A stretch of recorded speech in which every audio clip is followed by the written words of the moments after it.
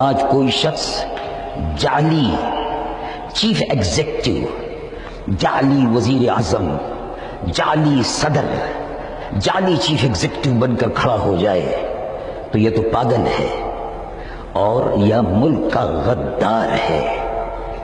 ایسے ہی مرزا غلام احمد جعلی نبی تھا، جعلی۔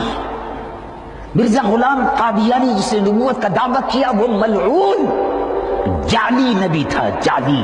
انگریز نے جعلی نبی بنایا تھا، وہ جعلی نبی تھا۔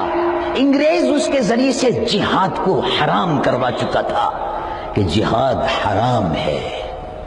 اب ہماری فوج، ہمارے محترم جنرل غور فرمائیں کہ مرزا غلام قادیانی کہتا ہے کہ میں اس لیے آیا ہوں کہ جہاد کو حرام کروں، میں اس لیے آیا ہوں کہ میں نبی بن کر آیا ہوں، میں نبی بن کر آیا ہوں۔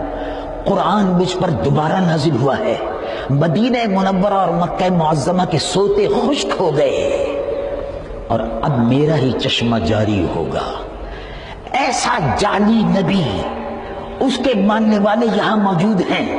یہ دیمک کی طرح سے یہودی ایجنٹ بن کر، اسرائیلی ایجنٹ بن کر، ہندوؤں کے ایجنٹ بن کر مرزا غلام تو مر گیا، قادیان ہندوستان میں ہے اور ان کا مرکز اسرائیل میں ہے۔ قادیانیوں کا مرکزی دفتر تل ابیب میں ہے، جس کو ہم قومی اسمبلی میں ثابت کر چکے ہیں۔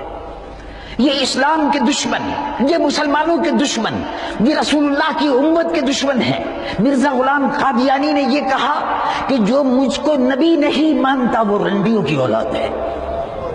اب بولو، ایسا شخص جو یہ زبان استعمال کر رہا ہو رسول اللہ کی امت کے لیے، اس شخص کی ماننے والوں کو ایسے حقوق دے دینا کہ وہ پروپیگنڈا کرتے پھریں، کیا ہم کسی عیسائی کو اس بات کی اجازت دیں گے کہ وہ چرچ بنا کر اس کا نام مسجد رکھ دے؟ آپ اس کی اجازت دیں گے؟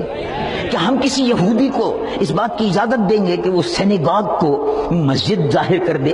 کسی ہندو کو اس بات کی